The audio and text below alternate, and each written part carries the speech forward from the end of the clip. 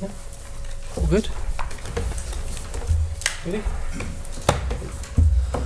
Well, good morning everyone and welcome to this meeting of the Public Accounts Committee. I'm Shaun Watterson, Chairman of the committee.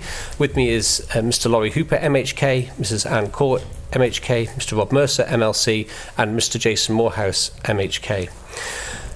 Miss August Phillips has recused herself today due to her membership of the Department of Health and Social Care. Mr Hooper has not recused himself as the events we intend to discuss took place after Mr Hooper's departure from the Department of Health and Social Care.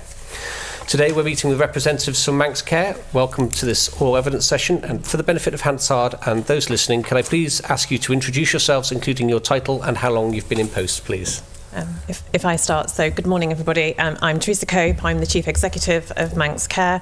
I commenced in post on the 1st of December 2020 whilst the organisation was in shadow form, and took up Chief Exec post from the 1st of April 2021. Thank you.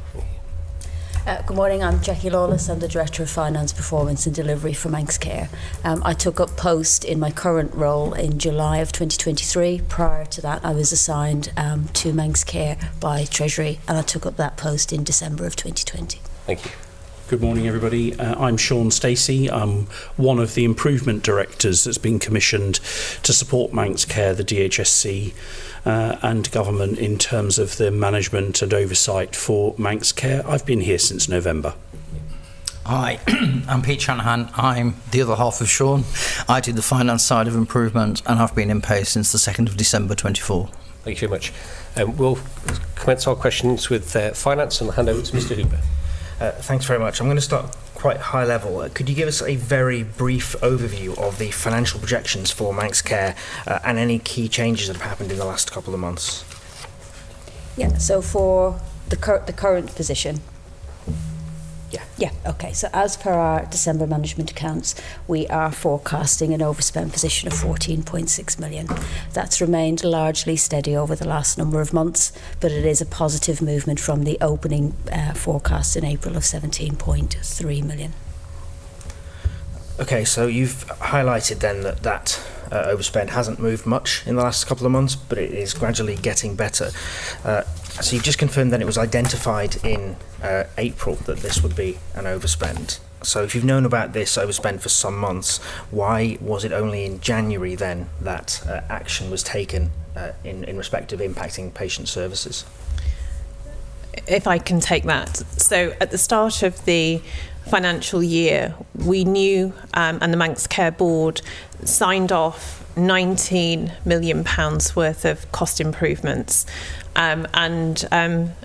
It is the anniversary of our presentation to Tynwald members, where we gave a very clear outline in terms of the budgetary pressures that we anticipated through the year. So that requirement for Manx Care to deliver £19 million worth of savings in order to achieve financial balance was very clearly understood at the start of the year. As we move through the year, and those savings, we very much focused on long-term transformation and modernisation in order to achieve things. So things that absolutely focused on quality improvement and change, whilst also taking costs out of the system. So the example I often give is medicines optimisation, which is seen as mutually beneficial for the patient, the service user, whilst also taking costs out of a system. As we moved through the year, it became apparent that we were going to struggle to achieve those £19 million worth of savings. So some of those schemes were going to take longer to implement, and some of those schemes were just not possible once they were risk assessed and impact assessed by the board. So ultimately, as we went through the year, the cost improvement programme went down from £19 million to £12 million. So we will still deliver £12 million of cost improvements from that original set of plans that the board signed off at the start of the financial year. We then sought extra savings in order to improve the delivery of our cost improvements and reduce our deficit, and took further plans through the board in July and then in September. And around £6 million worth of additional savings were identified at that point. Again, most would have minimal, if not no, impact on patients and service users, but then some did. So one of the things that we did do, agreed by the board in September, implemented in October, was elective cooling. So we tried to drive efficiency through our theatres, but we absolutely reduced 5 theatres per week in order to reduce the staff costs associated with that. I think it's on record that a set of further measures to reduce our financial overspend were discussed within COMIN in October, and those measures were not supported. They were not supported by the Manx Care Board, and they were not supported by COMIN. Those measures would have had an impact on frontline services. So we then were hoping to reduce our overspend further from to around 10 million was where we were trying to aim for with those additional measures.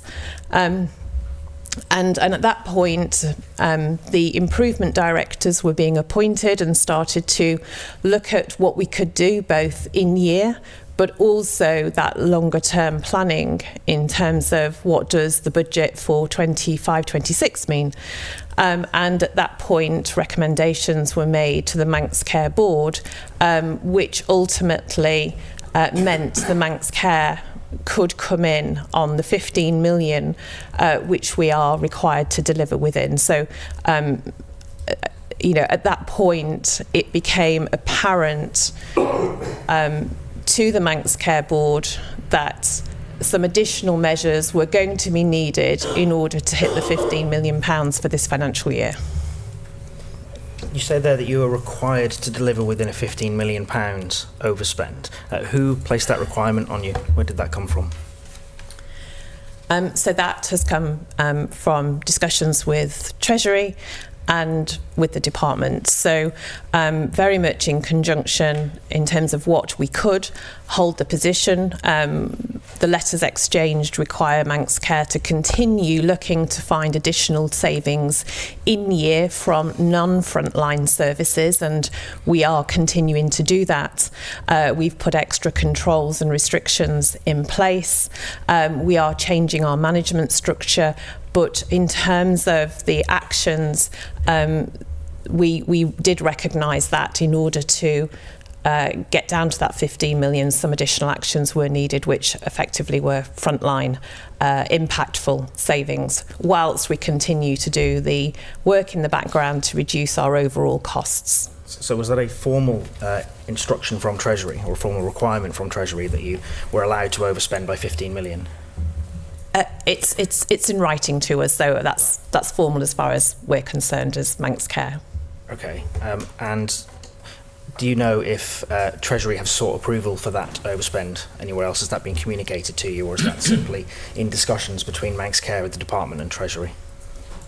That is just in discussions. I mean, I think maybe I would want to bring our improvement director in for finance, who have been party to many of those discussions. That's great. Yeah. Can you advise when you received that instruction as well? Would be useful. So the letter's dated the 23rd of January. So I'm just in the process of writing a paper for the supplementary vote, which will cover off that overspend. I think that's going through late February, early March. Right.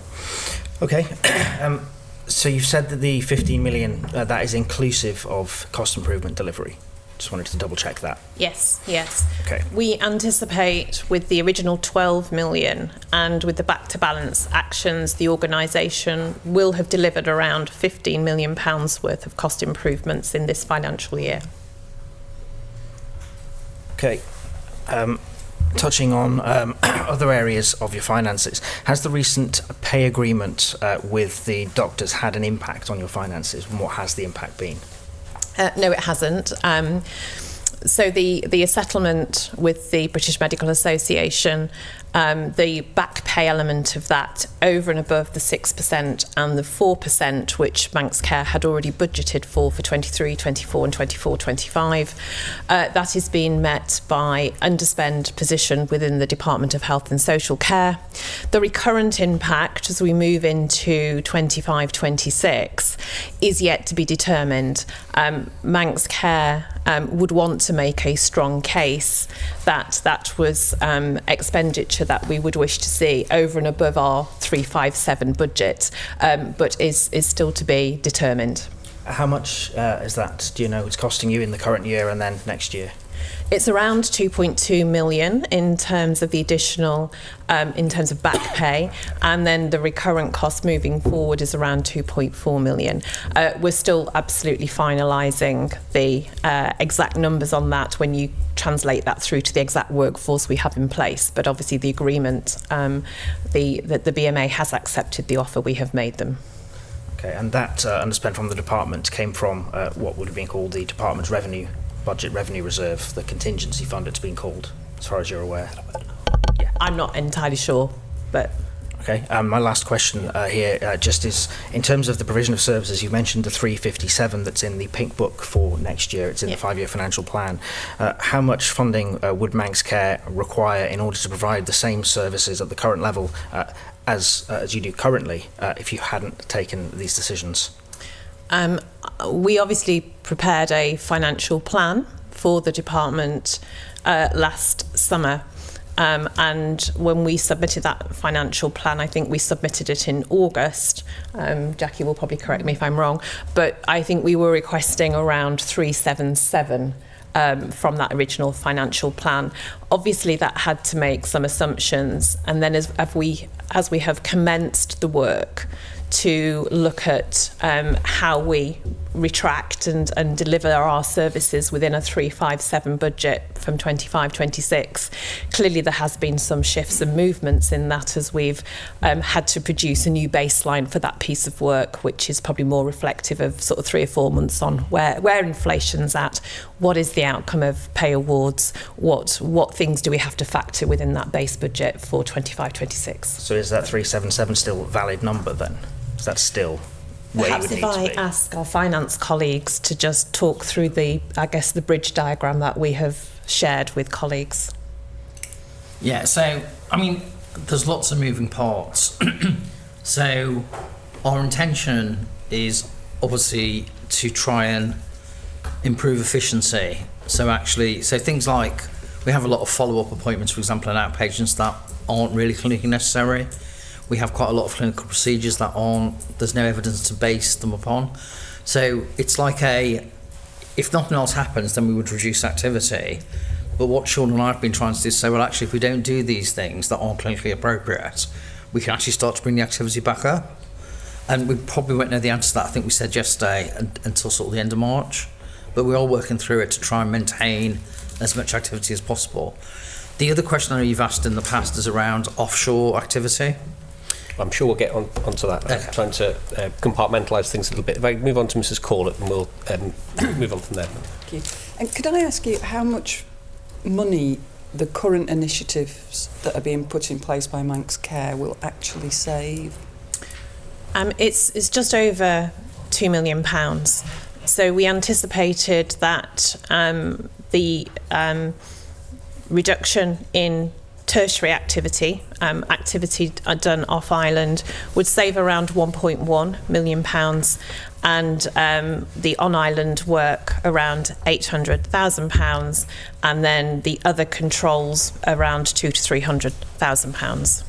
Okay. You won't have this with you now, but could you provide the committee with a detailed outline of what is saved by these measures? So then I could ask you on the back of that, to what extent are the measures you put in place a knee-jerk reaction? I mean, does this push costs into the next financial year? Perhaps if I can ask Mr. Stacey to take that question. Thank you for that question. So in terms of the first part, what extent does this push into the next financial year? As part of the planning to go into these extra measures, we tried to pull as many patients forward into the current programme to ensure activity was undertaken to avoid that happening. And where that wasn't possible, we have scheduled those patients into the first quarter of next year. And I'll just take you back to the point that my colleague made around the importance of improving the a horrible word, but productivity of the clinical services we run, with a combination of that adjustment and productivity, I wouldn't expect to see any impact on waiting times from this initiative. And that's especially important when you align it to your current waiting times for outpatient activity and for treatment activities both on and off island, which are above the national directives, even with the current COVID position. And so you're not going to be affecting routine care in any way. Obviously, it's important that we continue to prioritise emergency, urgent and cancer care across all of those domains, and those patients who have been clinically identified with that need are not affected by any of these actions. Thank you. But could then you just clarify and confirm that the cost of the patients that you are holding for the next 2 months is going to be a cost incurred into the next financial year? No. So what we need to understand here is that you do not pay Manx Care for individual patient activity. Manx Care have fixed costs. So what we are controlling is the fixed costs. So the actions taken allowed a reduction in additional fixed costs to cover rotas, to cover vacancies, to cover gaps in ward positions that reduced the spend pay covered by those additional costs. And I do think there is a very clear issue here with the understanding. There is no direct correlation for Manx Care, unlike in the United Kingdom, of patient activity related to saving cash. The only way of saving cash is to affect the pay and non-pay costs of the organisation. And so therefore our actions actually supported the corrective financial action, but did its best.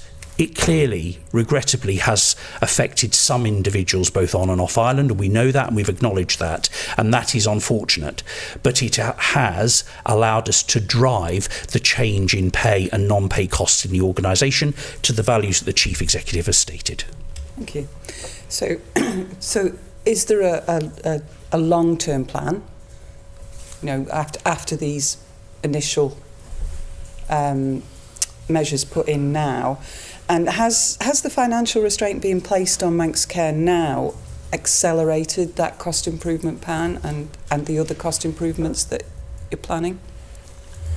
It hasn't accelerated. I think the discussions over the last 6 months have focused appropriately on getting complete alignment between the mandate and the budget that Manx Care has to enable the costs to be controlled and to not be in the sort of perpetual overspend position that we have been.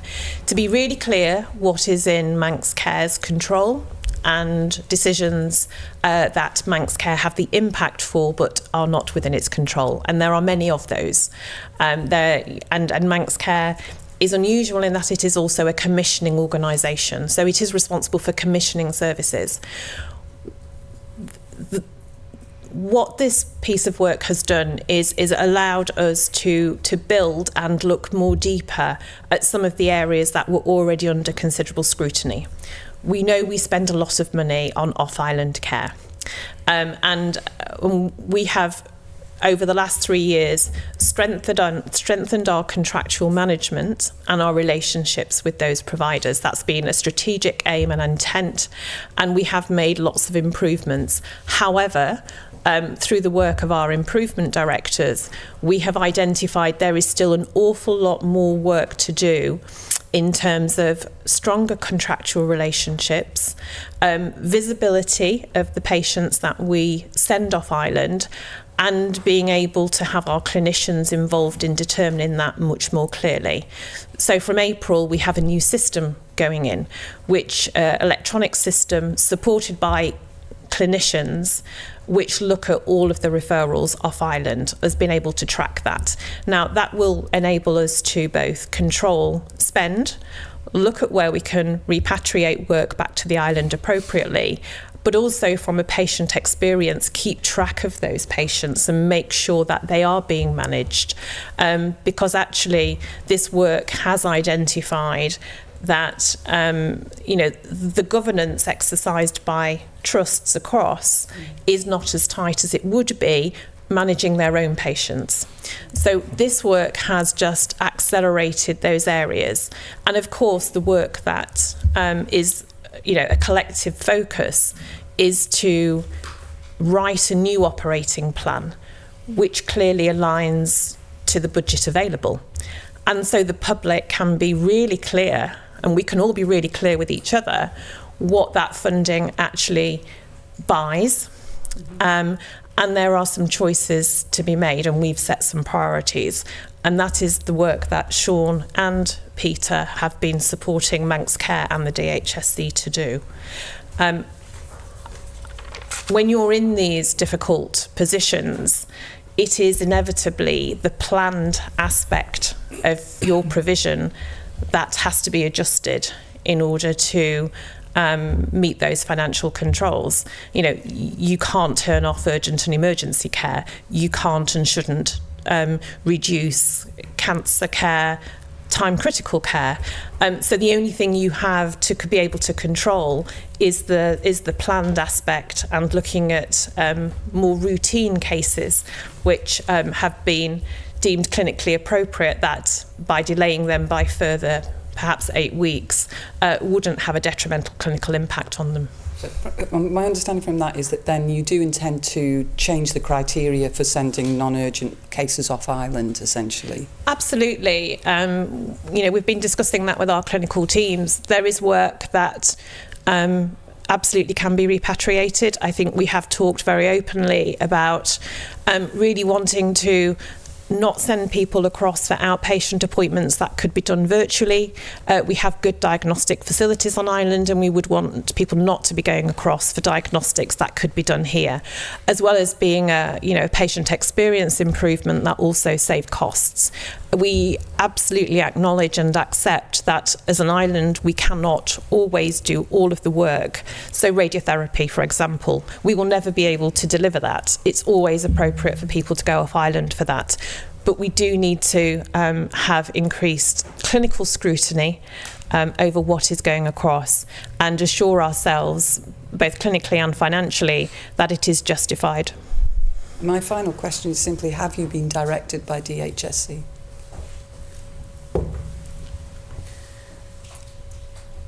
No. The board recommendations were made to the Manx Care Board. We have been directed in terms of there is a financial control total that we must stay within. The board has had to consider how best it achieves that. That has been made perfectly clear to Manx Care throughout, and the improvement directors drafted a paper which was considered by the Manx Care Board on the 7th of January. And the board ultimately took that decision based on the risk assessments within that paper. Just in terms of that definition of directed, would you consider that a direction under the Manx Care Act? I think it's been clear, the budget that we need to stay within. Sorry, is it a direction under the Manx Care Act, or is it more of a sort of, this is an expectation rather than a direction? I think legal direction. I think it's an expectation, not a legal direction. Mr. Morehouse. Thank you very much. How important are the UK providers to enable Manx Care to operate? They're critical. They're critical to almost every clinical pathway. Thank you. Prior to the announcement, what consultation took place with those providers? And was any assurance provided by those providers that going forward they would provide the same service that they did prior to the pauses taking place? So we've always had a dialogue and a contractual relationship with those providers. As I've outlined, I think that absolutely can be strengthened. We have wanted greater visibility of what's called their PTLs, their patient treatment lists. And we have wanted stronger engagement with them. There was a very clear communication sent to them when the board made this decision, and quite clearly that required them to take some very rapid and decisive action in order to comply with our requests. It wouldn't ordinarily be how we would do business with our tertiary providers, but given the financial imperative that we needed to see this action implemented from the 1st of February in order for those savings to be achieved, it was a much more clearer, directed statement and request made of those tertiary providers, which then resulted in dialogue with them about the logistics of how and understanding how they would implement that. That's highly concerning from the point of view you recognise they're critical to how Manx Care operates, but at the same time they were informed very late on in the day, so there was no actual discussions prior to them receiving the update that this would happen to actually warn them and allow them to put their house in order. There was just information. No, I accept that. I accept at the point where the Manx Care Board made that decision, we were asking our providers to work very quickly in order to make those changes and implement that internally. And what risk assessment was carried out before you actually did that? Because you must have actually been aware of the possible range of consequences of acting in such a manner. Yes. However, when we were asking those providers to look particularly at the priority 3s and 4s, and that's a technical term for more routine outpatients and procedures, we would argue that we would expect them to already be exhibiting robust waiting list management and actually doing regular clinical validation of their waiting lists. I think what this has identified is that all of those providers perhaps aren't doing as robust clinical validation on Isle of Man patients as they would for their local patients. I might want to bring in Mr. Stacey and Mr. Shanahan because they have had some direct involvement in this. Thank you, Chief Exec. So it's very important that in the lead up to the board discussion, there were early discussions between the Director of Health Services for Manx Care and his respective opposite numbers off island about what was being considered. Now, that wasn't for the organisations to take action. It was a discussion with those individuals to ensure that they were aware of what the improvement directors were considering as being an appropriate action. Subsequent to the action being delivered, individual organisations have liaised with the Director of Care and with myself as the clinical part of the improvement team to ensure that the right messaging and the right actions were taken. There's no doubt the pace at which we have acted has resulted in some not surprising outcomes and actions, but they have all been handled and managed on an individual basis. And if I may, the other important thing to recognise here is that those providers operate for a number of providers. Manx Care is only one of them. Wales is another authority for which they undertake work, and it is commonplace in the Welsh authorities for the actions that have been taken by Manx Care to happen. Therefore, the providers are familiar with working in this territory. So relations have been strained, and going forward that could create issues. Sorry, that's not what I'm saying. I'm saying that we've managed the relationships with those organisations through the pre-work that was done and the subsequent support throughout this. There have been some unfortunate actions that were taken by those providers, but in every case they've been subsequently clarified. And that's internally their mechanism of communication that we don't have any control over. Thank you very much. Just going back to £1.1 million of cost savings, does that take into account the costs that couldn't actually be halted? So possibly with so the hospitals, possibly with the airlines, possibly with the taxi companies, etc. what were those costs that couldn't be halted, and possibly levels of compensation that were paid? There isn't a compensation clause. It's basically pay per treatment. So we only pay for a flight, we only pay for a taxi, we only pay for the treatment. So unlike if we did things on Ireland to save money which have fixed costs, there are no fixed costs in the relationship with the English providers. And in terms of the level of options that were taken going forward, they looked to a certain degree rather extreme. What options were on the table? How big a range of options were there? So what we've found in the last couple of months since we engaged the English providers in a more robust way is a lot of treatment that's been done in England doesn't need to go to England. So 25% of endocrine patients in one provider were referred from the island. The other 75% were consultant-to-consultant referrals. Our view, and Shaun's a clinician, I'm not, they could have come back to the island much more early. We also found a lot of removal of metalwork, so trauma patients that have gone into England to have treatment, we could remove the metalwork here. So what we've done is we've actually engaged in a broader discussion about appropriateness. The other thing we've done in terms of strengthening relationships is we've engaged the Integrated Care Board's Chief Executive and Medical Director, because they manage the providers basically on that patch, to get a more strategic discussion about where we're going. But I think one of your colleagues said yesterday when we were in the Tynwald meeting about she'd been back on to England every 6 months with her son, and she now realises that wasn't actually necessary.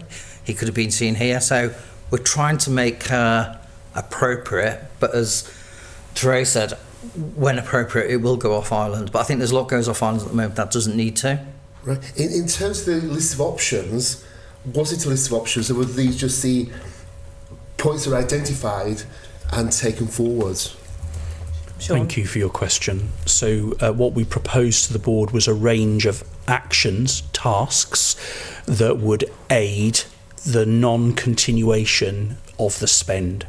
And this action that we're discussing today with regard to direct patient care was one of a range of actions that were reinforced as the way forward.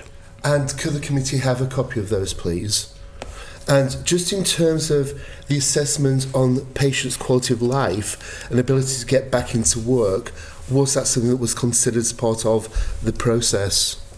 As part of the development of the paper, and when you receive the paper you will see that there is a quality improvement action and task and an electronic quality improvement outcome that supports the actions and takes account of the impact on patients. And I just want to remind the panel that we did everything we could to reduce the impact on patients by taking early action to support the outcomes given the fixed cost basis. And so you will see that evidence in that document. And in terms of pausing services, do you feel confident that the people who should have been carrying out those services are going to be equally productive during that time? Thank you. That's a really good question, and I'm glad you've asked it. Thank you. So can I correct the issue of pausing? No services were paused. We stopped treating patients and seeing patients in outpatients, but the intention was to undertake one of the most important things the island needs to do, which is the clinical validation of its waiting lists and the removal of unnecessary appointments from its patient tracking lists, which is a clinical responsibility that currently clinicians find challenging to fit in to their normal journey. So the actual outcome, should we have proceeded, would have been a much better position for island residents who may be waiting for a long period of time for an appointment, and would have identified a much earlier outcome for them, enabling them to continue with their lives, or enabling them to have an earlier access to an appointment and then earlier treatment should that have been indicated. Thank you, Mr. Chairman. Thank you very much. Can you give us a brief timeline as to the current raft of savings? I think that this relates to a board meeting you said on January the 9th? 7th, sorry. Would you mind just sort of talking us through the befores and afters of that, and who was involved and when? And Yes. So as we've already outlined, the paper for consideration by the Manx Care Board on the 7th of January was prepared by our improvement directors. It was considered by the Manx Care Board on the 7th of January and was approved. The Manx Care Board wanted us to prepare the implementation plans and the communications.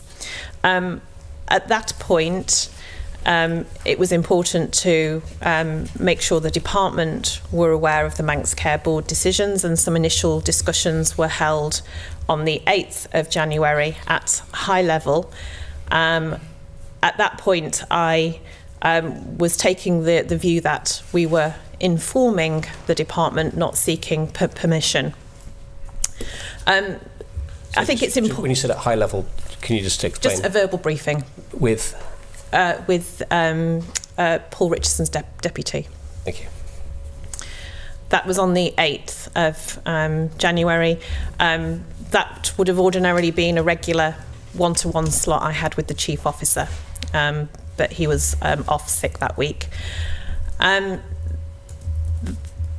This all coincided with the negotiations with the BMA. So we were almost in daily contact and discussing the BMA options for settlement and getting permission for the additional offers on a daily basis. So during the course of that week. I had originally, we got all of the comms prepared and they were sort of signed off internally within Manx Care on the 10th of January. And in liaison with Mr. Stacey, we were sort of ready to publicly share those plans. We had talked about that being on the 13th of January. However, we were very mindful that we were still in negotiation with the BMA, and for those two agendas to collide would have been quite difficult. And we were due to meet with the BMA again on the 14th of January, and they were going to confirm at that meeting when they were going to take industrial action.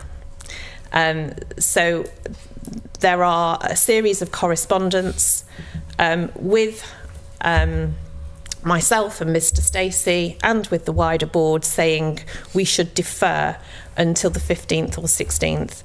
The full suite of documents in terms of how we were planning to communicate these changes was shared on the, I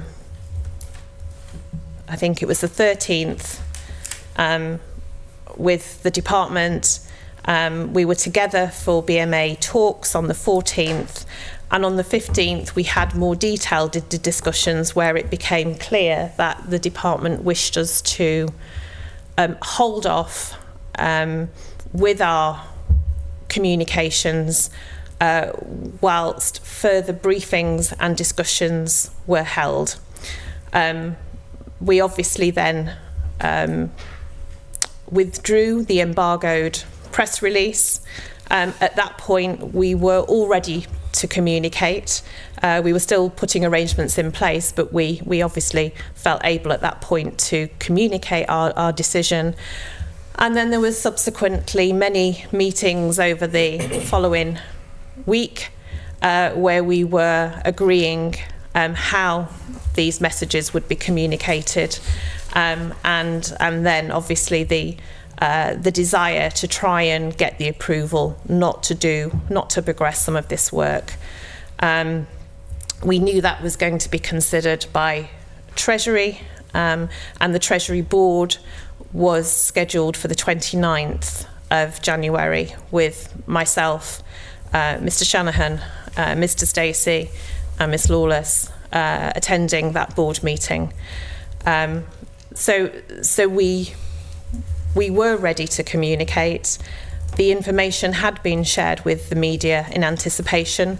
We had already set up internal briefings with our staff and our clinical teams, and the operational planning had to commence because these actions aren't something you can turn on and off really quickly. So there was a period of about 2 weeks where we were obviously still working on the communications, but also recognised that the department were trying to secure agreement for us to overspend in order to mitigate some of the actions that we had agreed. On the Treasury Board on the 29th of January, I left that meeting with a clear view that the £15 million could not be breached. We obviously knew by that point we had to communicate, so the communication was set up for the 30th of January, and obviously I was advised at 10:30 in the morning that the additional funding, or the ability for Manx Care to overspend by 800,000 had been supported. So that ability to overspend, so that's it's not actually new money, but it's sort of an indication that Treasury would be supportive of that in a supplementary bid. Is that kind of what we mean by okay? Yes. You've said publicly in the media that you felt, and I think the quote was, undermined by politicians. Can I ask you to what you meant by that comment? So the Manx Care Board had to make some very difficult decisions on the 7th of January. The financial context of Manx Care has been well understood. We have been under immense pressure to come in and reduce our overspend position. Publicly, we have been criticised for our financial position, and we have 2 improvement directors, 2 very, very experienced improvement directors helping us, advising us, and with the very clear remit of reducing the in-year overspend as much as possible, whilst also doing that important piece of alignment planning for 25-26. These are not decisions that the Manx Care Board would want to take unilaterally, would want to take at all, and when they have to be taken, we would want to be able to manage those messages and those communications in a way which is as respectful and considered as possible, both to the clinical teams, but also to the public.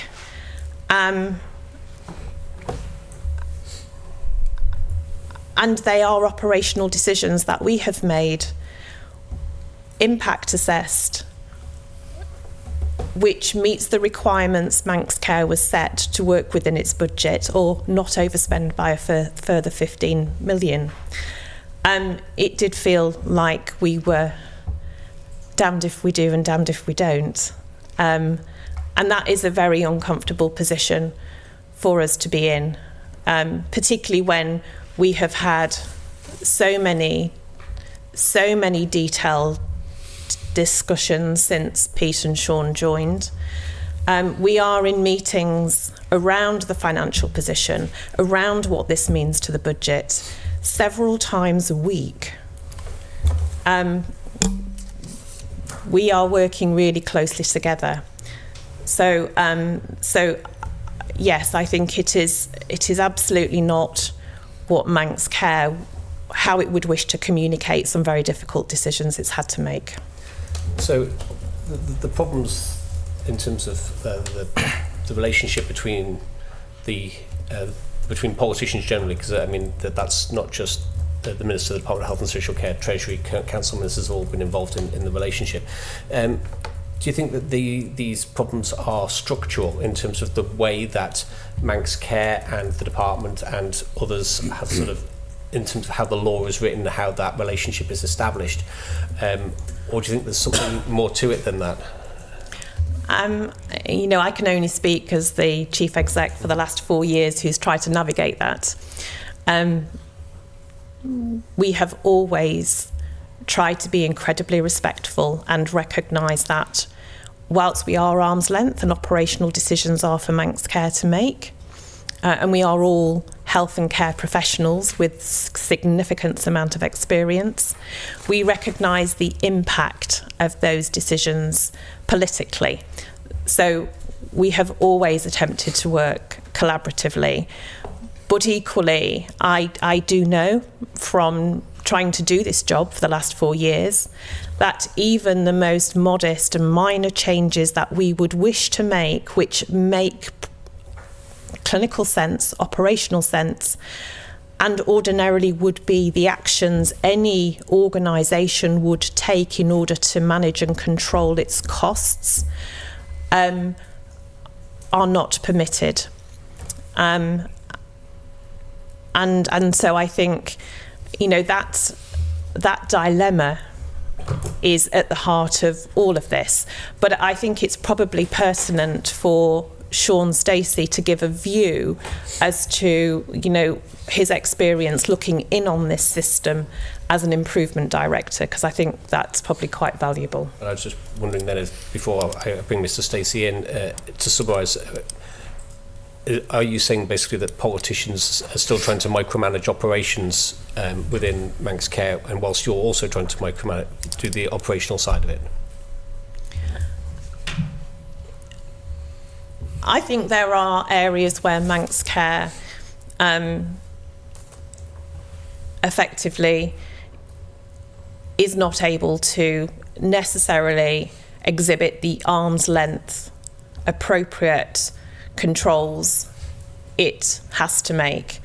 For example, there can be a commissioning decision about a particular drug or a particular vaccine, and that cost is borne by Manx Care. It's not a Manx Care decision, but the financial consequences of that are borne by Manx Care. So one of the difficulties of how Manx Care is structured is it has the financial impact of decisions it does not make. Thank you very much. Mr. Mercer. Thank you. Just like to ask, you know, why were these changes not communicated to affected patients sooner? Because we were asked not to communicate by the department, whilst further changes to how it was communicated, and indeed whether further mitigations could be put in place, were explored. I could have taken the decision as Chief Executive that I proceeded with the public communication as planned on the 16th of January, regardless. Because we were ready to communicate, and arguably that would have at least meant the public had more time and we would communicate in a way which was better, even though the decisions are quite unpalatable. But in that spirit of being collegiate and trying to work together, I took the decision to hold off and instructed the comms team and Mr. Stacey to not proceed. We stood down the media interviews which were planned, and we requested respectfully that the media destroyed the embargoed press release. Does the department have the power to veto Manx Care communications? No, it doesn't have the right to veto. And as I say, I could have just taken the decision to just proceed regardless.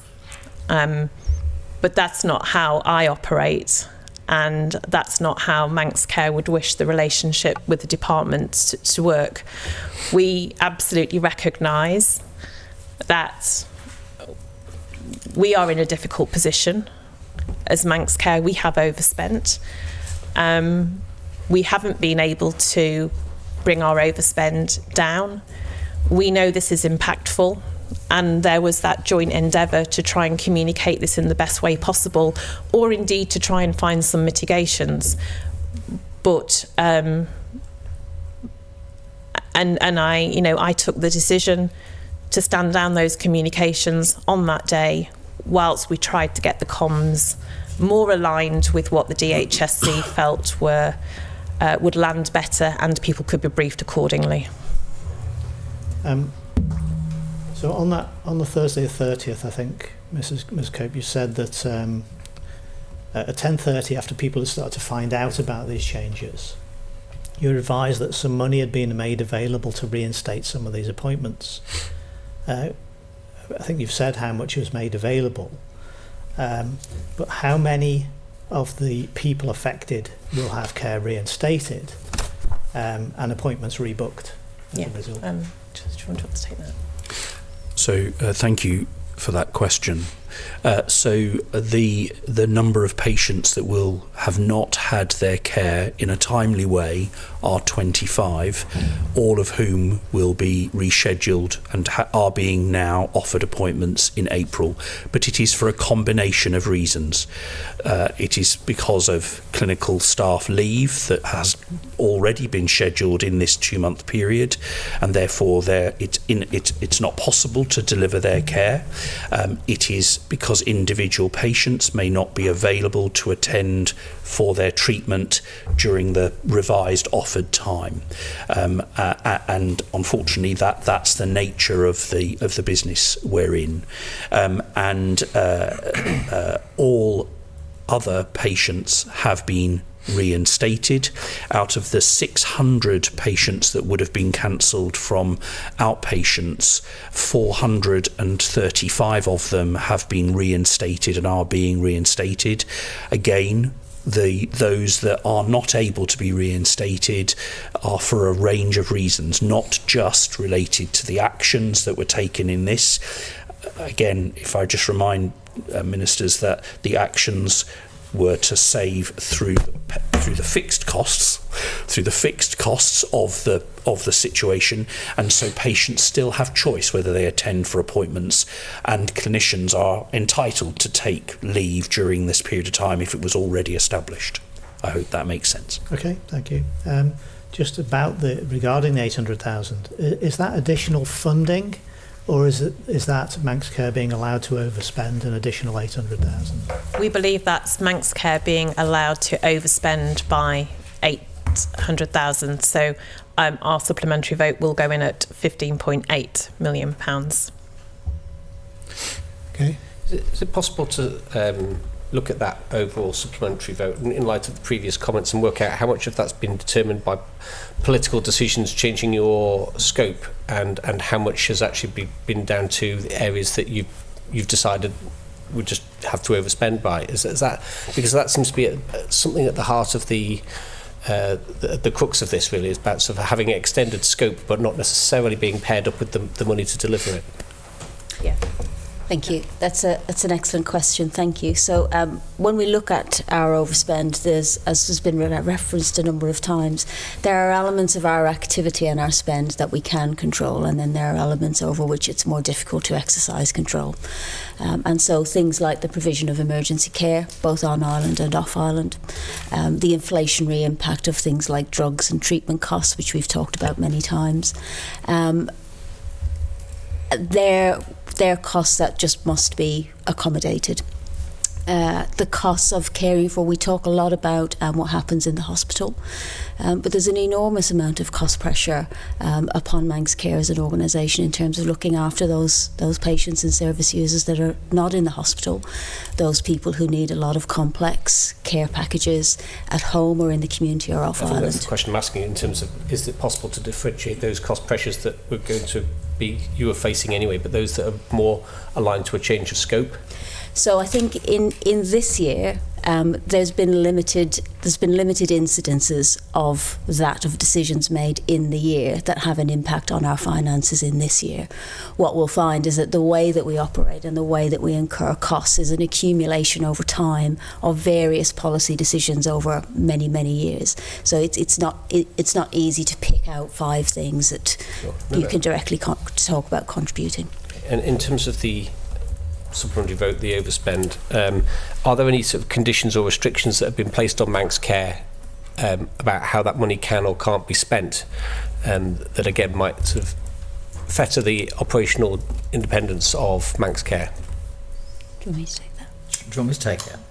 I mean, it's been spent. You can't fetter what we've already spent, to be honest. So, yeah. The 800,000 is not yet, I suppose. But no, we have started to, as Shaun said, started to reintroduce those patients. So that's now committed cost. That's what people asked us to do. So yes. Okay. Sorry, I think the question that Chair's asking is, when you had that extra 800,000 spend approved, was it approved for a particular thing? I.e., were you told you can have money to reinstate these surgeries, or were you just told you can have some more money? So you would specifically, that's specifically what the funding was for. So we've reinstated the previous rotas, which will continue the run rate. We've reinstated the temporary staff that are covering those clinical areas, which will reinstate the run rate. Thank you. Mr. Mercer. Obviously, this situation, there's an implication here that communication and cooperation between the various parties here, Manx Care, DHSC and Treasury. What needs to change in this relationship?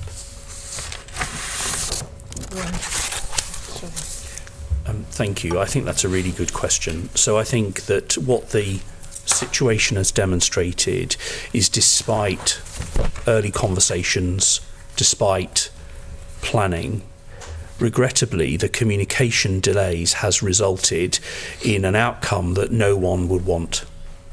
So had we proceeded in the timed way that we had planned, then I think you would have still had the discomfort, because I'm sorry, when you affect people's care, it is very, very emotional.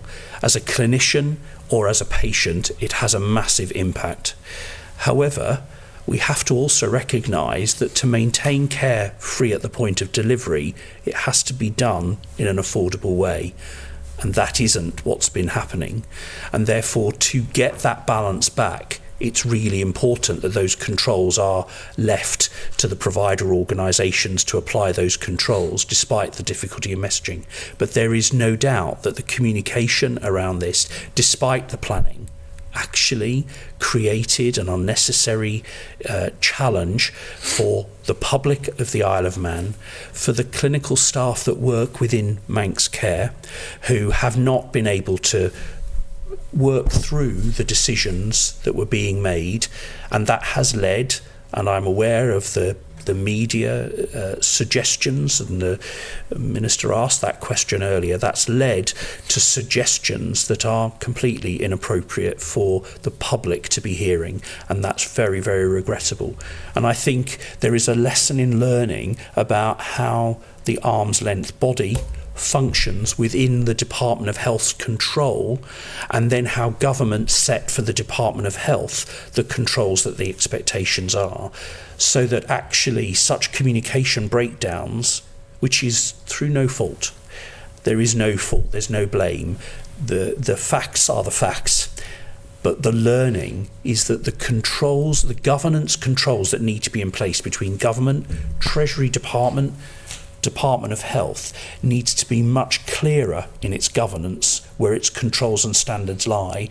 You have a board running an organisation that would happen in any other health and care setting I've worked in, but they're disempowered, for want of a better term, when for the right reasons, absolutely right, to protect people on the island, actually a decision was trying to be changed for the right reasons, and that's really important. This is about the health of the population, but actually it isn't and hasn't given you a long-term affordable benefit. It's probably shortened your affordability in the future going forward, because at the end of the day, this is budgeting your reserve, and you can't afford to consistently do that. Quite time for one really quick one, Mrs. Corbett.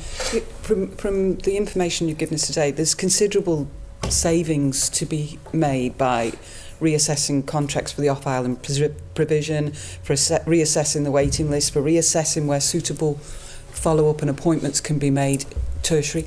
My only question is, why is this only happening now? Thank you. I think that's a really good question. And I think the key message here is that whilst these things are easy to talk about in meetings like this, are easy to talk about with the public, in fact, the public, if asked, would probably be saying, why am I coming back to these appointments where nothing changes?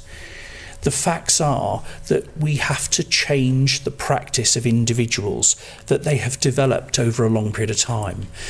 And the safety of their practice has to be considered as part of this journey. And so the journey takes time.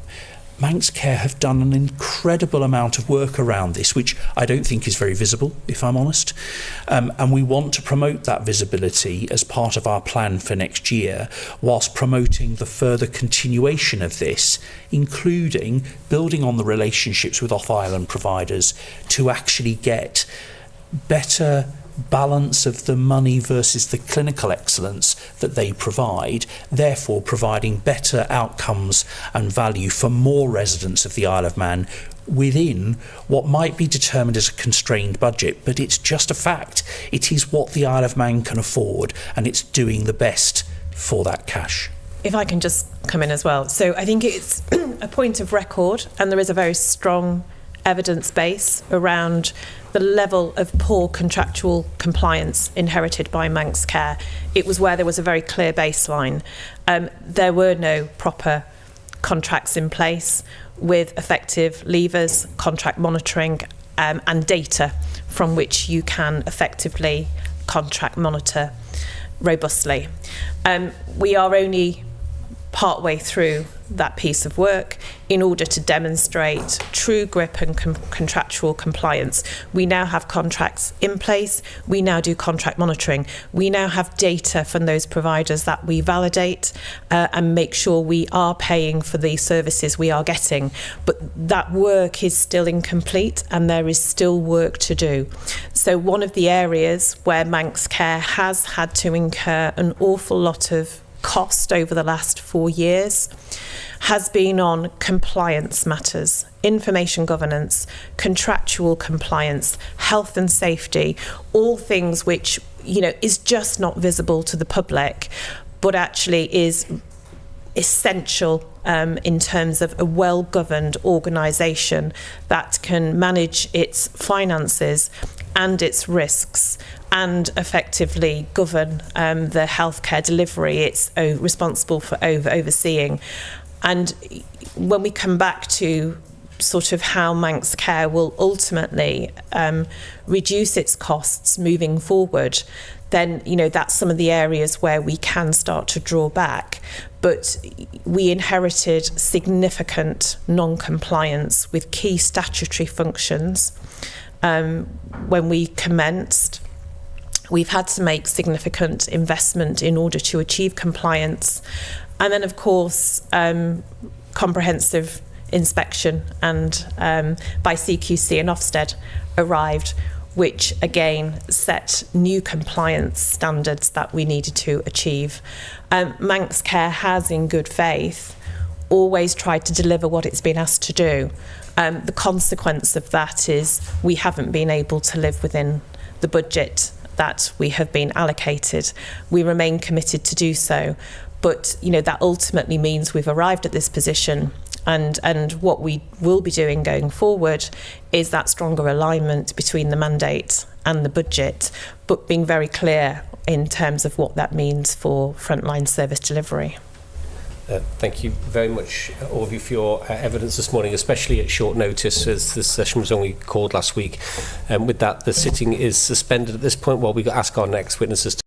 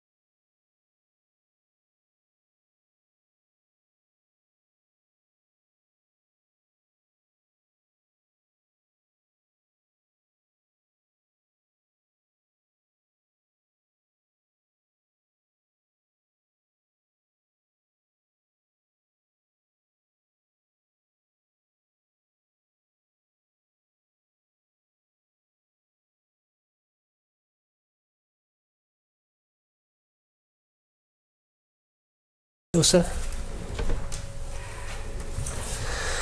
Well, good morning everyone and welcome back to this meeting of the Public Accounts Committee. We continue our public evidence session by welcoming representatives of the Department of Health and Social Care. Welcome to this all evidence session. For the benefit of Hansard and for those listening, can I please ask you to introduce yourselves, including your title and how long you have been in post? I'll start with the Minister. Thank you. My name is Claire Christian MHK. I'm the Minister for Health and Social Care and I've been in post since the 24th of November 2024. I'm Paul Richardson, the Chief Officer for the Department of Health and Social Care. I've been in post since the 23rd of October 2023, which is 15 months. Hi, I'm Sam McCauley, Executive Director of Policy and Strategy in the Department of Health and Social Care, and I've been in post since March 2023. Thank you very much. We'll start again with the financial position and I'll ask Mr Hooper to commence. Yeah, thanks. I mean, we heard from Manx Care some of the numbers, so there's no sense really in repeating some of that. It's the same information. We heard earlier that there are regular discussions between the department and Manx Care and the improvement directors around the financial position of Manx Care. Can you just kind of fill us in a little bit on what sort of things are talked about in those regular discussions and who is present, who has those conversations, who's involved and what kind of things are talked about? Yes, I think probably best if I try and answer that. I mean, there's a whole formal process of financial governance in relation to the Department of Health and Social Care. I think it's important to remember that the Manx Care spend is actually Department of Health and Social Care spend. So when it comes to accounting for the spend, I have to, on a monthly basis, with our finance business partner, attend a Treasury scrutiny meeting. And the reason that we attend those is because throughout this year, Manx Care has been forecasting an overspend since May, I think, so very early on. And that happens every month. And obviously part of that discussion has to depend on the information that we get from Manx Care, which we get from the Finance Director and the Manx Care Board in terms of the management accounts and the scrutiny of those and the explanation around what the spending trends are. I meet Teresa Cope once a week, one-to-one. The Minister meets the Chair once a week, with the Chief Minister, I think, at the moment. On occasion. Once a week.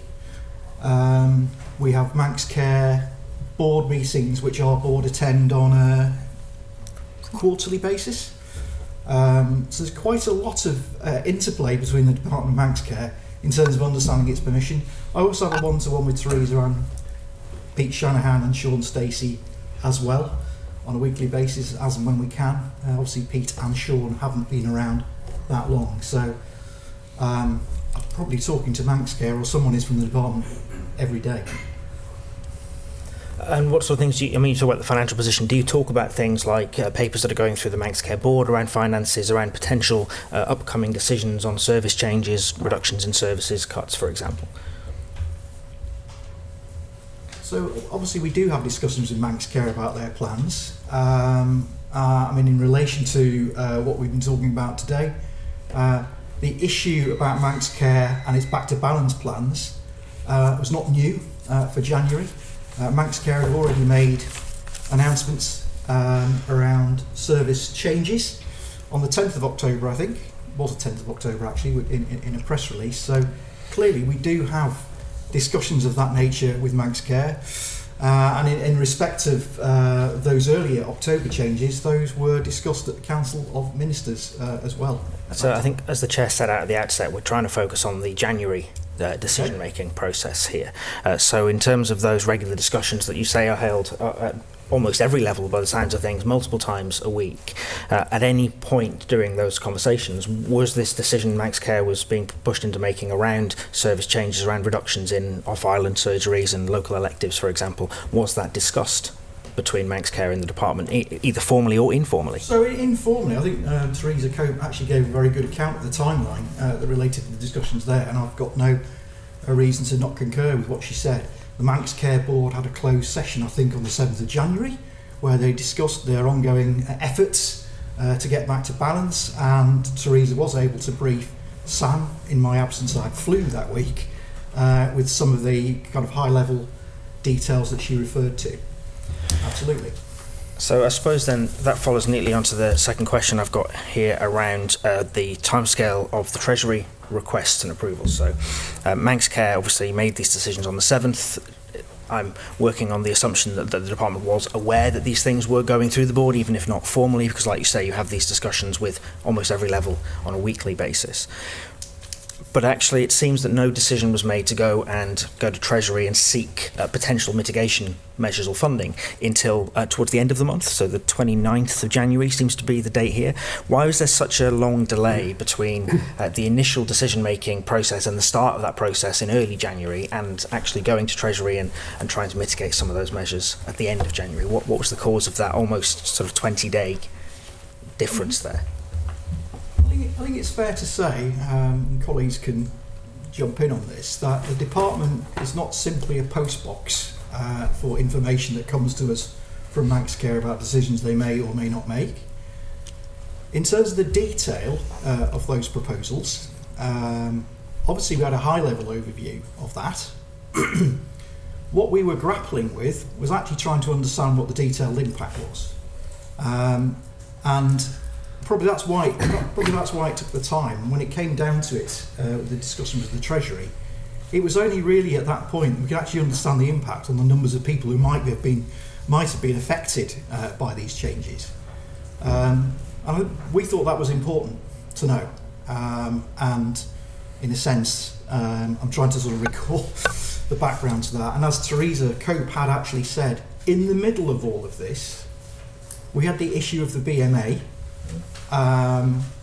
proposing a strike and then announcing a strike and then the ongoing discussions that Teresa was having with them, and actually supported by me in terms of how we were actually going to work that through in terms of the cost.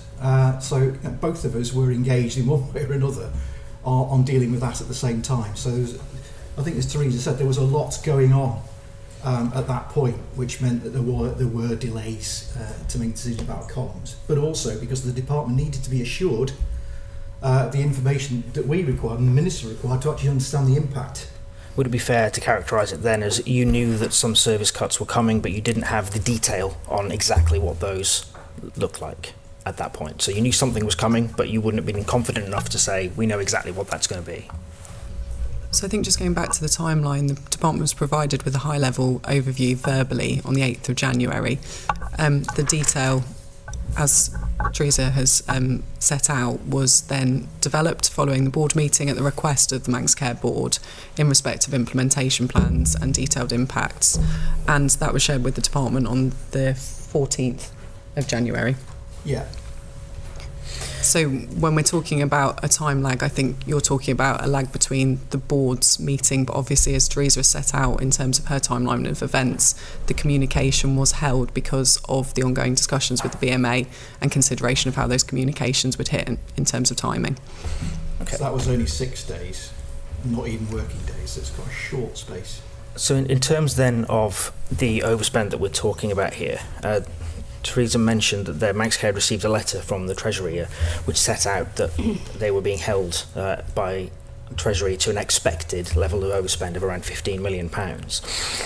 Were the department aware of that communication? Did it come via the department? Was that directly from Treasury to Manx Care? How did it all work? I don't think Manx Care received a letter from Treasury, or I'm not aware of it, received a letter from the Minister. Yes, so just to clarify, the board, I received a letter from Wendy Reid, so the board advised its position in a letter on the 20th of January. And Wendy Reid confirmed in that letter, and I'm happy, obviously I can ask Wendy Reid to share that with the committee, confirmed that they were endeavouring to manage these pressures over the final quarter of the financial year to deliver a 15 million overspend. So she was advising us that that was their position. On the 23rd of January, which was the letter that Ms Cope referred to, I wrote to Wendy to acknowledge that update position and asked the board to, and again I can share that full letter, and asked the board to continue to drive and embed the financial controls to deliver that current position. So it was, they advised us this is our position at 15 million, and we basically acknowledge that. I can't say if anything conversations that have happened with Treasury, so I think that would be something that the committee should ask them. I may have just made I may have made an erroneous note here, but the implication that I picked up was that maybe there was a correspondence between Treasury and Manx Care on the 29th, but you weren't copied in on that. No. Okay, all right. If it existed in this... Well, we weren't copied in on it, but I would be surprised that the Treasury would write to Manx Care, because ultimately the authority rests with me. That's why I asked. It may be my notes. I think Ms Cope was referring to the meeting of the Treasury Board on the 29th. Yes. That was the position that we were discussing at that point, and then it was the following day that Treasury confirmed the overspending. Okay. The last thing I'd like to touch on then is that BMA, there's discussion with the BMA and the pay award. So you've acknowledged the budget the Manx Care holds is the department budget, and we've heard that there won't be an impact in year on the 2.2 million that's needed, because that's being funded by the department. I'm assuming, and you can confirm this, is that coming from the department's revenue reserve, sometimes referred to as the contingency or the strategy fund, but the revenue reserve the department holds? Yes, so the department, I don't want to use the word contingency because that's not what. Neither do I. What the budget is called. The department obviously has a small budget. It's 2% of the overall health and social care budget that pays the department staff, the 40 or so people that work for the department. We also have a non-staff budget to cover things the department may wish to spend its money on during the year. And we had spending plans around that at the start of the year to support some of the development work we need to do around development of our strategies and policies.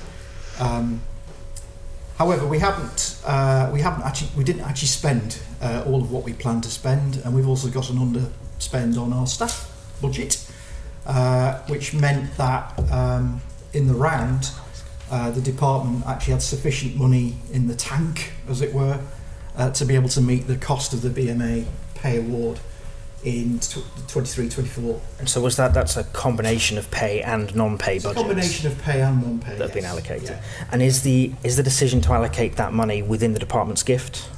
So it's not something you need to get signed off by Treasury. I mean, it's a decision the department can make in terms of where that funding is allocated. Yes, I mean, essentially the spend is the DHSC and the Manx Care spend are actually all netted together as one gross spend. So in a way, yes, the department does have the discretion to do that, but I think I would underline, and I would underline in all of this, the department's net position is an overspend, is a forecast overspend of 15.8 million.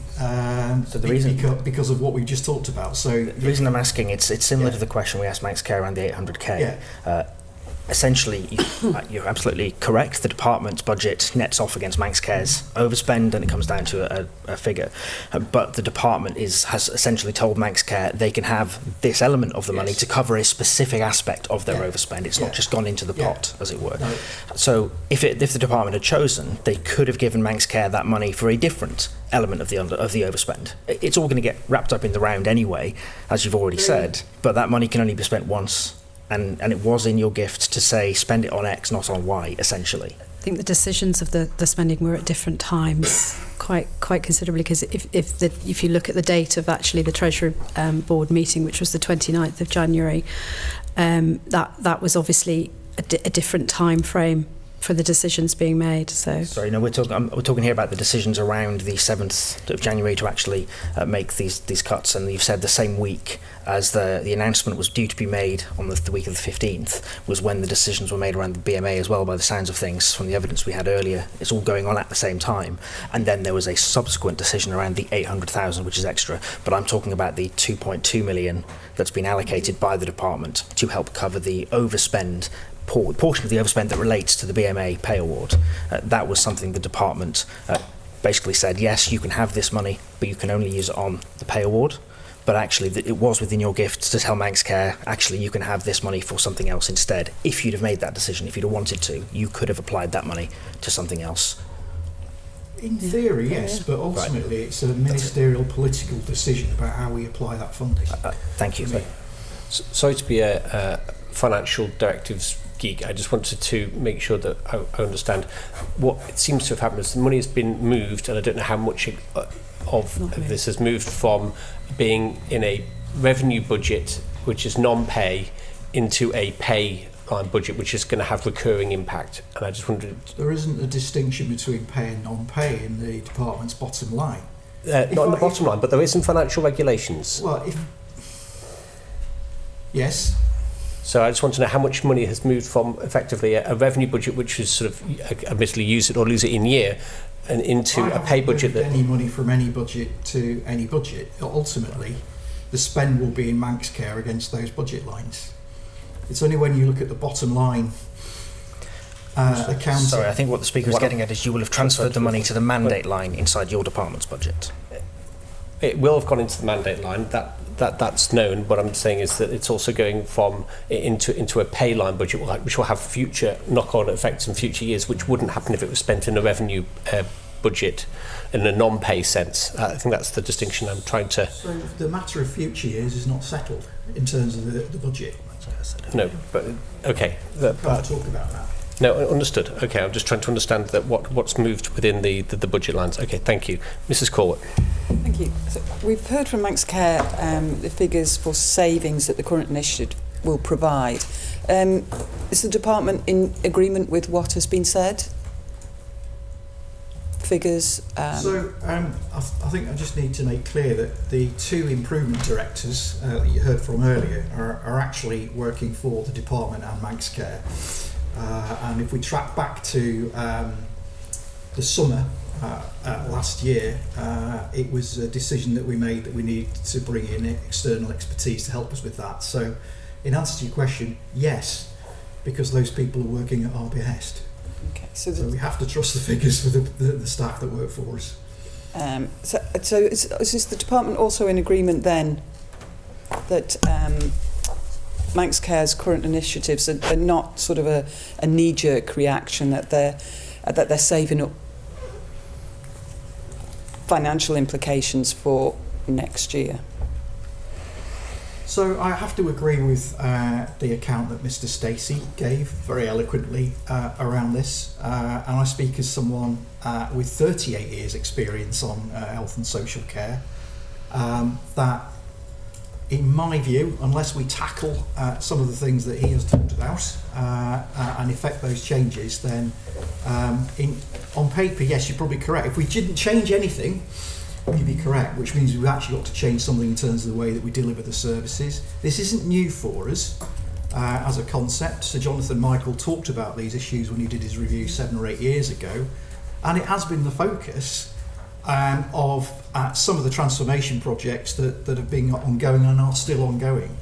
And I think what we are actually talking about here is really grappling to make those changes while managing what is effectively a finite budget and making difficult choices about priorities. So again, Mr. Stacey is working our instigation, and I would have to agree with his analysis. So there is support obviously from DHE for a new longer term sustainability plan for Manx Care. Absolutely. Yes, and I'll go back again to if you look at my role here, I'm treading a line between and it's a difficult one, between a message around the financial sustainability of the island, what we can afford as an island, and with what people expect to see in terms of service delivery. And if the budget is finite, then we have to try and find other ways of delivering the services in a way that's more cost effective. And I think there's a long way to go with a lot of that. But that's exactly the analysis that we've arrived at. I know the Minister will agree. We found the analysis of the off-island work very compelling in terms of that's probably not the most effective use of people's time. And we welcome the opportunity to review that. Minister, I don't know if you want to... Yeah, I think it's quite interesting because the Honourable Member you raised in the last session, why hadn't this happened before? Actually, that was the question you asked. And actually, sometimes I think, well, in this scenario, the validation of those off-island, that piece of work. This has kind of forced this to happen now, but it absolutely is really essential and necessary. So the department absolutely does support that piece of work where we're validating.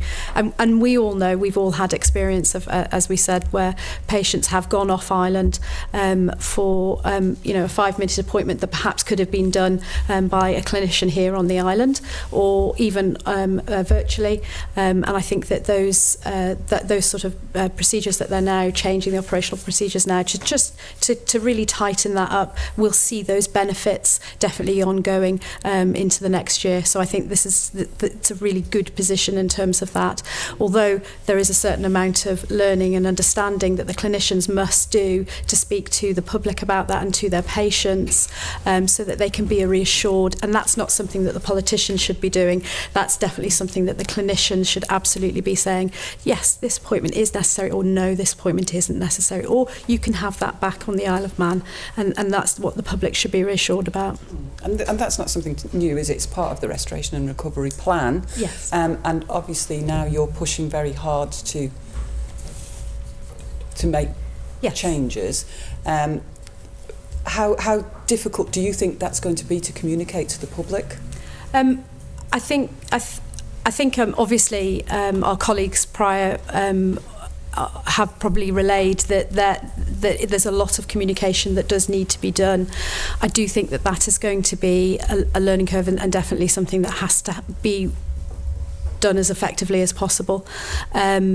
And as I said, it's not something I think politicians should be saying. It's absolutely that relationship between the clinician and the patient, and explaining that. I think that's really, really important. Okay, thank you. So as part of, this effort to make savings now, will there be further curtailing of elective surgery or off-island treatment in the near future? Thank you. So I think obviously as a department, and obviously we're looking forward into the next budget, there will be the same way that we're looking at proceeding those validation work, but there are other areas that we will be looking at, but those haven't been explored fully in detail yet. So we're coming up with we obviously had our first meeting yesterday where we talked about that in a briefing, where we explained to honourable members that this validation work was really important and the reasons for that. And so those are the initial talks, obviously with the mandate and the operating plan, but that will become, and I think that's what's really important, getting that message at the same time as talking to the public, and talking to clinicians also about that at the same time is going to be really important. Just one final one from me, and that is, how does the DHSC respond to the challenge of putting costs ahead of patients? I would definitely say that over the last 2 weeks, meeting that challenge has been very difficult. It's when it became more apparent of what the changes specifically for on island, when we got more of that detail from Manx Care, that impact was very difficult, and that's where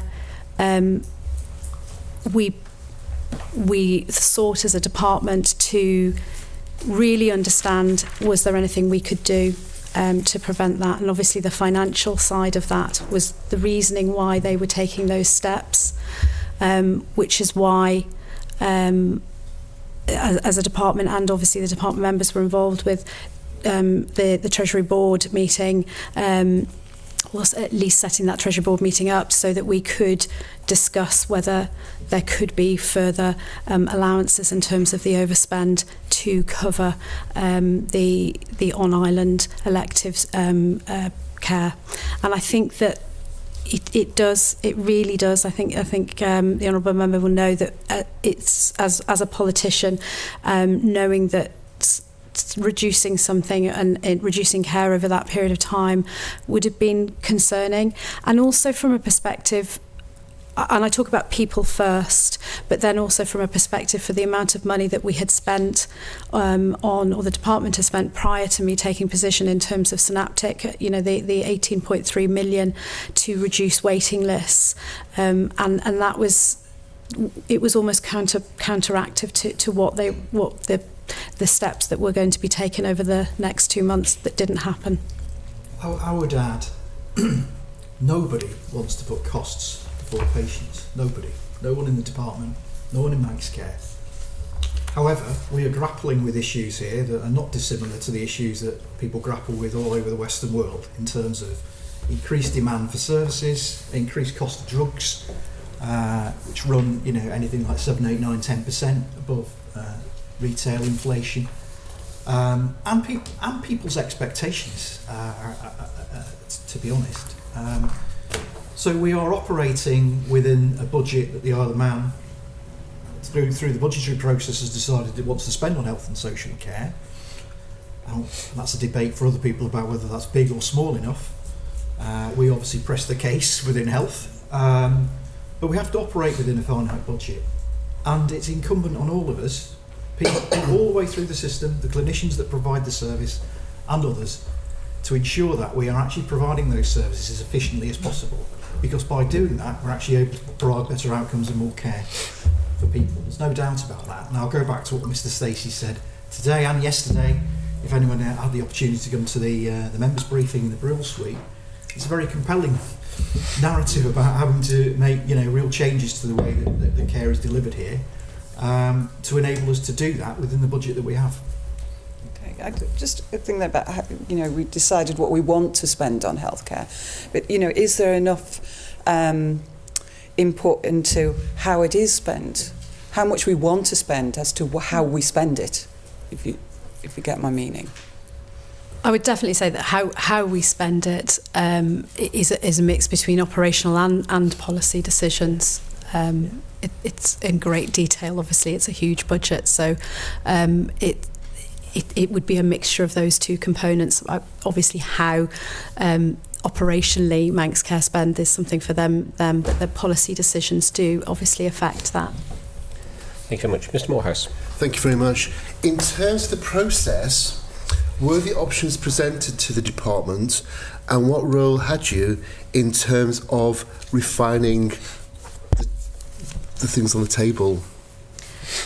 So I think, as my colleague said earlier, the initial discussions on the 8th of January were very, very high level, and at which point I think it was I'm looking at my timeline, on the 8th of January, there was a department meeting whereby my colleague here said that the Manx Care Board had agreed to further strengthen the mitigations and address in-year spend, but it was only highlighted really as a very high level, and more details would come. They couldn't really brief us on the actual sort of details on anything because we hadn't had it at that time.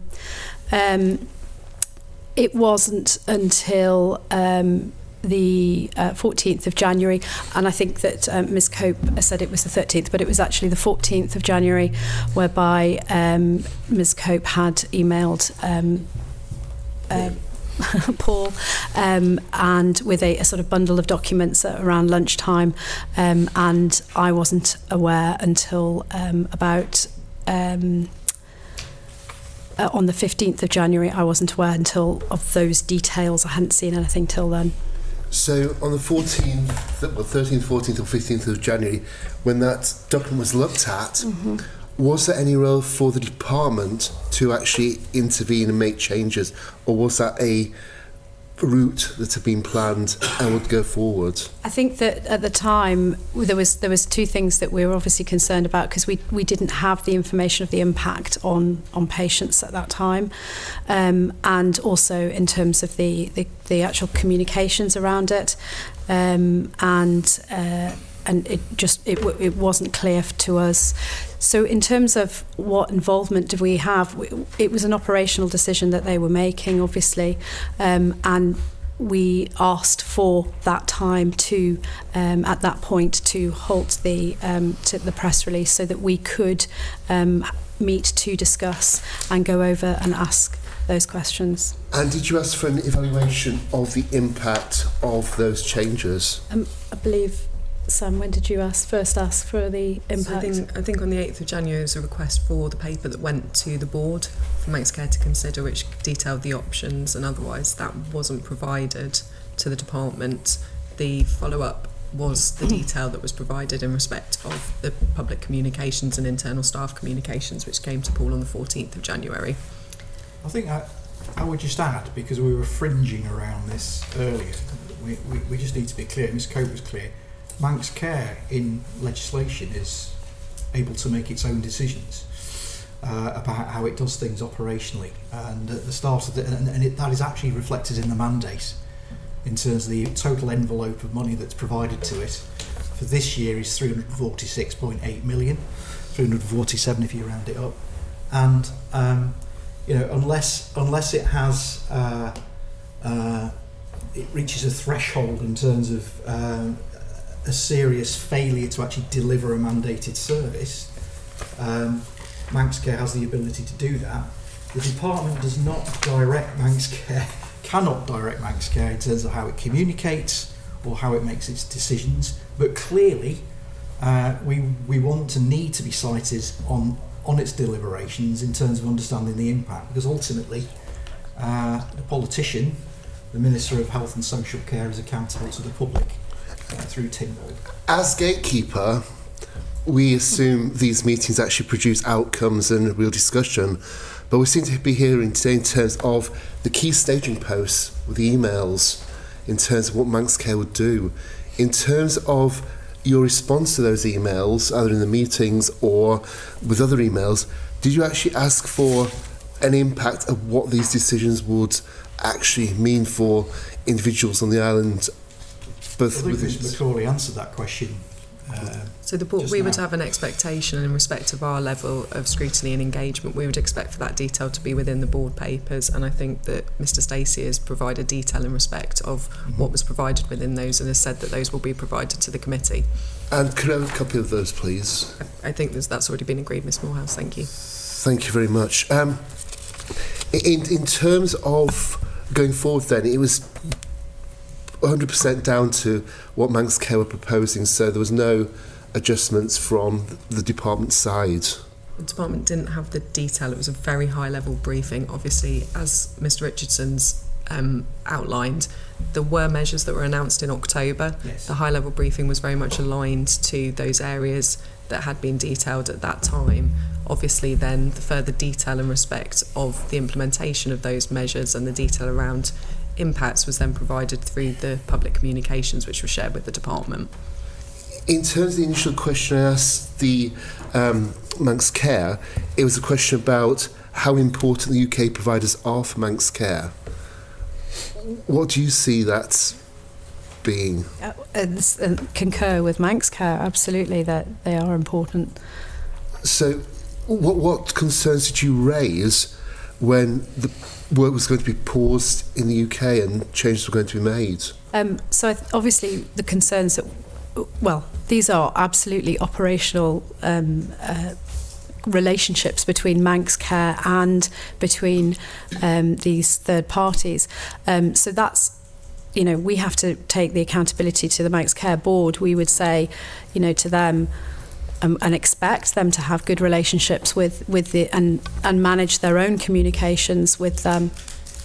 And were you given a date when the UK providers would be made aware of the changes? I don't recall we were given a date.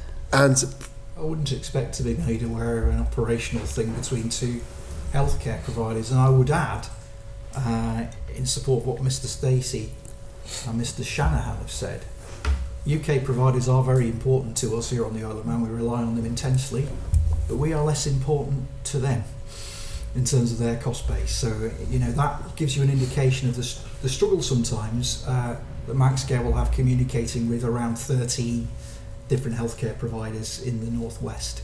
And given our past challenges, when you actually met with the Treasury, did you actually ask for Manx Care prior to that meeting in terms of the responses they'd received from the UK providers? Had you actually seen what the correspondence had been? Not at that meeting, no. And have you seen it subsequently? No.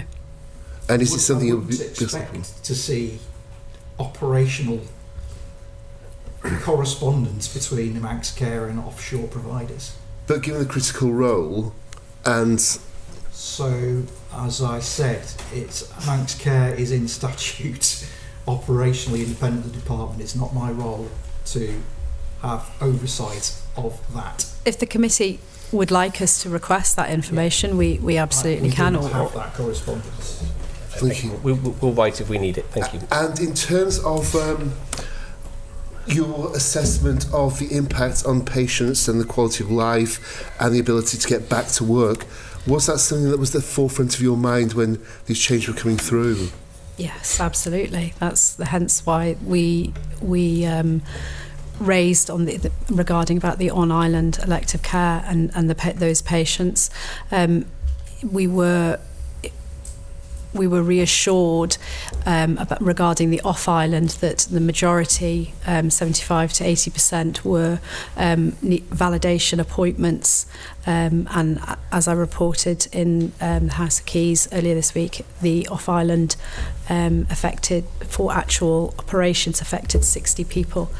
But yes, absolutely, their care. But just to say that those 60 people, and this isn't me saying this, we have been advised that they were clinically assessed that wasn't non-urgent or urgent care. So that's a clinician decision that was safe to do so. And in terms of Mr. Richardson's comments about this isn't new to us, do you feel that in terms of what's happened over the last month, we've actually got real change, and going forward, this could actually be positive, this could actually bring about the changes we need? Sorry, Mr. Richardson, before you answer that question, could I just ask you to align your microphone more to... Thank you very much. Just the benefit of hindsight, thank you. So as I said, we have to have confidence in the expertise that we've brought in to advise us on that, and we do currently, yes. Thank you, Mr. Speaker. I think what's becoming more important as this particular set of initiatives is rolling forward is how important those definitions are between how people are prioritised.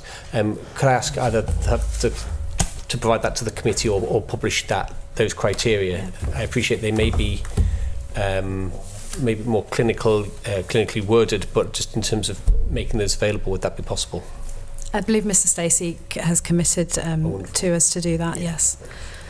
Wonderful. If we move on then to the communications between the department and Manx Care around these sets of decisions, and we heard earlier that the plan was approved by the board on the 7th. I can only presume then that no one from Manx Care was present at your department meeting on the 8th in order to expand on that discussion. No. So the first that the department knew of the details of this was on the 13th. Through those 14th through those emails, and I think, Minister, you said in the House of Keys yesterday that you found out on Wednesday the 15th. That's correct. So when you found out, what can I ask was your reaction, and what did you do next?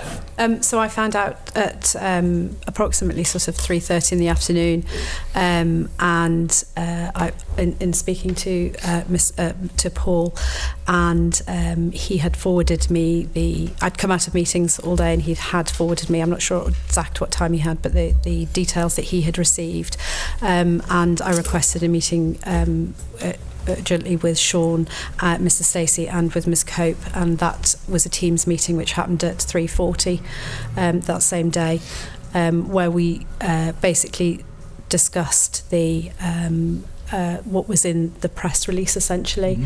I hadn't been fully briefed on the impacts, as I say, at that time, and which was where we asked to pause what was happening so that we could then take the next period of time to review that and to raise with the department members, to talk about the impact to patients on that. So there was no indication informally with all these series of one-to-one meetings that are held that there was going to be restrictions to off-island care No, and actually there was also a meeting which hasn't been raised here, but there was a Teams meeting on the 13th of January with Wendy Reid, the chair, and Teresa Cope, at which it was a brief 20-minute meeting, but it wasn't raised at that point either. Okay.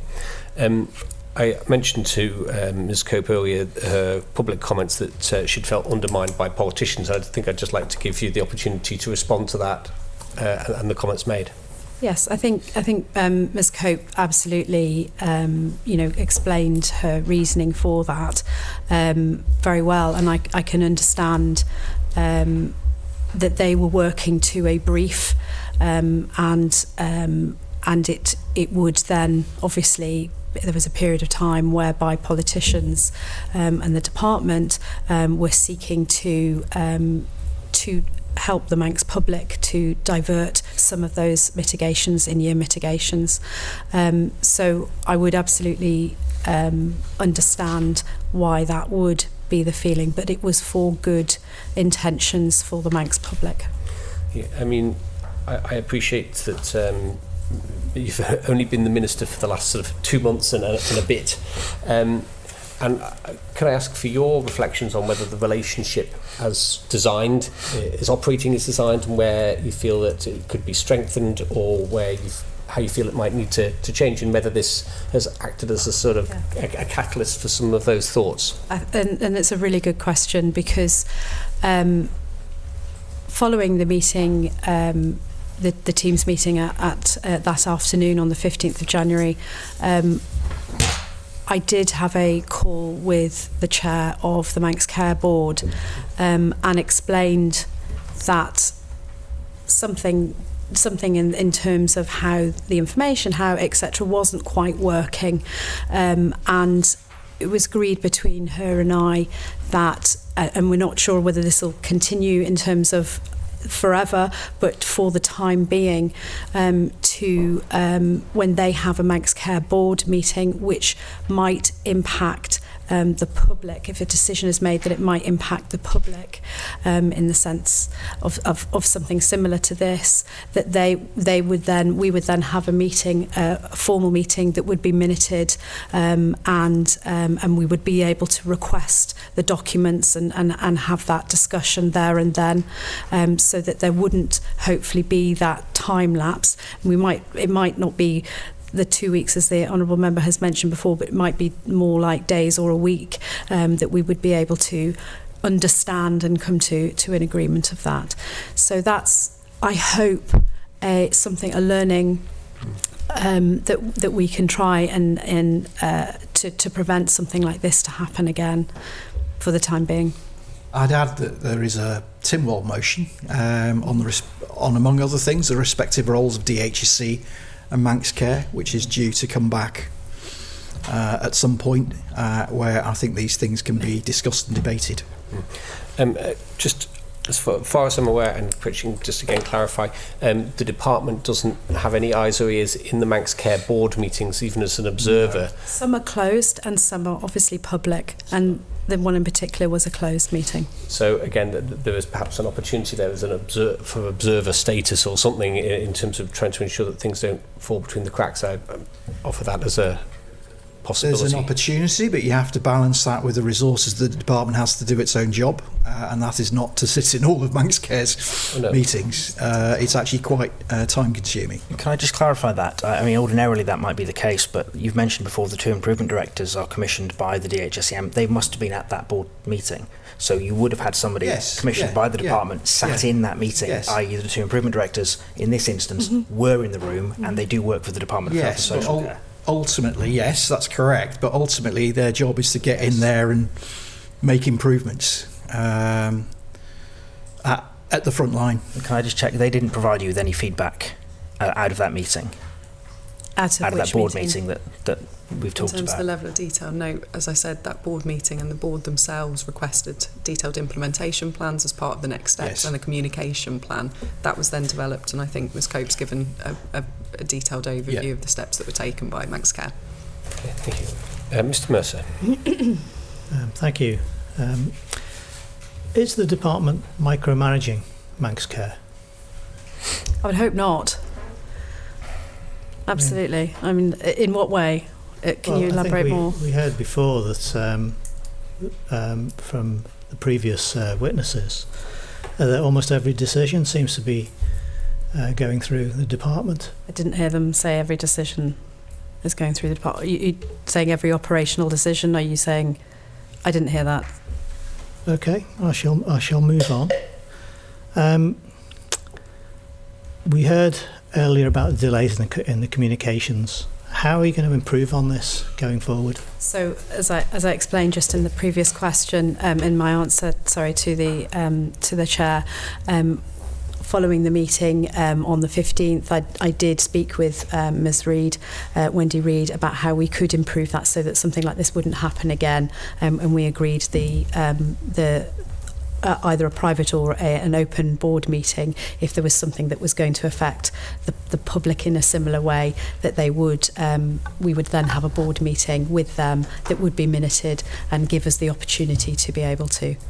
So are you seeking the power to veto communications? I think we're seeking the power to understand and those implications, and I hope that we won't be in this position again, but we certainly need to make sure that if that's the case, that we certainly work together to improve how things were done.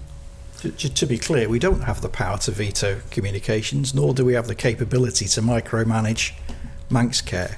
However, when it comes to the communications, we cannot escape from the fact that the person at the head of the department is a member of the House of Keys and is obviously closely connected to the public, and we are accountable to that, or she's accountable to that on the floor of the House of Keys and elsewhere. So you cannot divorce one from the other. In terms of the level of interest that there might be in public interest that there might be in decisions that Manx Care takes. But we don't have the power to direct Manx Care. We do have powers of direction, but we would never exercise them in the respect of the operational decisions that they make. It's for them. I think, Mr. Mercer, you are raising a good point, because actually in Parliament yesterday, in the House of Keys, what day are we? Wednesday. In the House of Keys yesterday, I was asked questions, operational questions, that have decisions that have been made separate from this by Manx Care, and I'm accountable to that in the House of Keys or in Tynwald. So it is. I obviously have to be informed and have an understanding of that. Okay. But it's very hard to know every decision, and I certainly wouldn't want to.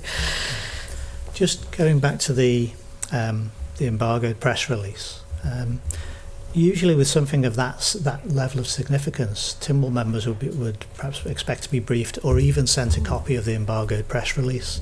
Why wasn't that done in this case? I would say because of the timing of it, because it was, from what I understand, did it go out on the 15th, I think? Yeah. I think it went to press on the 15th. Yeah. And that was literally at the point where I found out and asked for it not to go any further. Finally, I think it's fairly clear that the communications between Manx Care, Treasury and DHSC could be improved. You know, what's broken in this relationship and what needs to change in the future?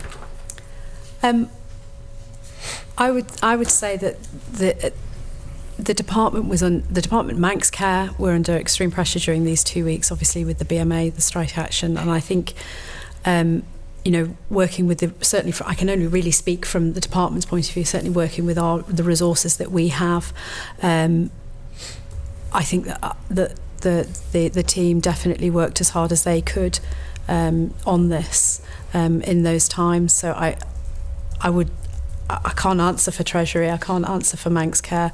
What can you answer for DHSC then?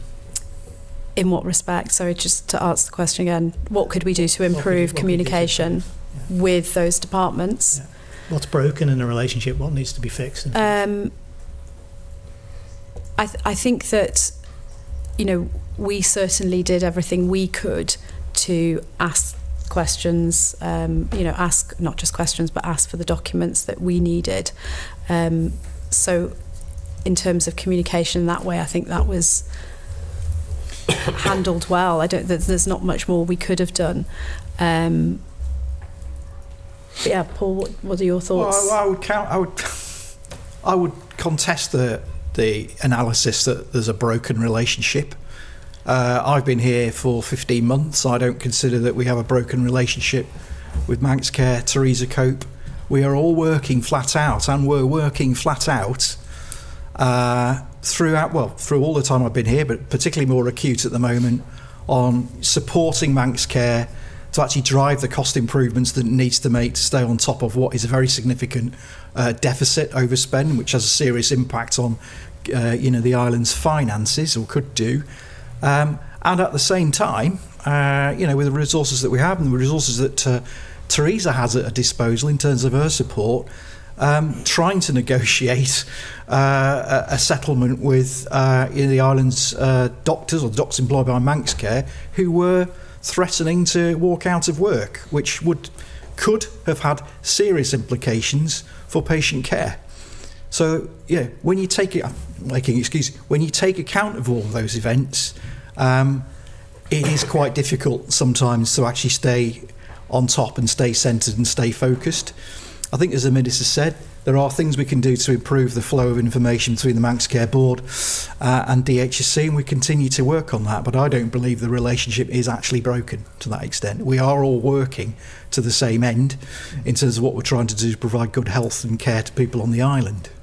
Can I perhaps just tie down, it's a small point, but the improvement directors, they are employed by the department, but are they embedded within Manx Care? Yeah, they work more closely with Manx Care than me, because that's where they need to be. That's the focus of their work. But the department is funding that work. They work up at Nobles, presumably, or yes, rather than being that's where you will see them most of the time, because that's where most of the action is. Yes. Again, I'm just sort of trying to. Because they are department employees, just wanted to work out why they may not have been at the department meeting. They wouldn't have been because they work up with Manx Care, embedded in Manx Care, and report to Manx Care. Yes, I would add they are interim appointments through agency contractual arrangements, so they are not technically employees. To that extent, they are external. Just to confirm then, they report to Manx Care? They report to myself and to Teresa, yes, but to myself. And also, I would add, both of them are there with the support of the Treasury Minister and the Chief Minister, for that matter. Thank you. Mrs. Court. Just a very quick one from me. You did say that this is not broken. I'd agree with that, but surely something is missing, or how did we get here today? So can you establish what is missing here, and is there a way to fix that?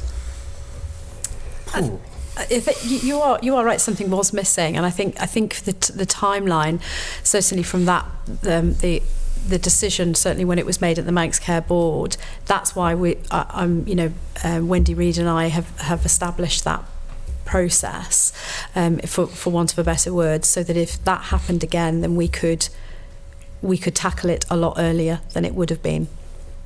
Okay. That's me. Okay. Minister, Chief Executive Director, can I thank you very much for coming in this morning. I say again, especially at short notice, and giving your evidence this morning.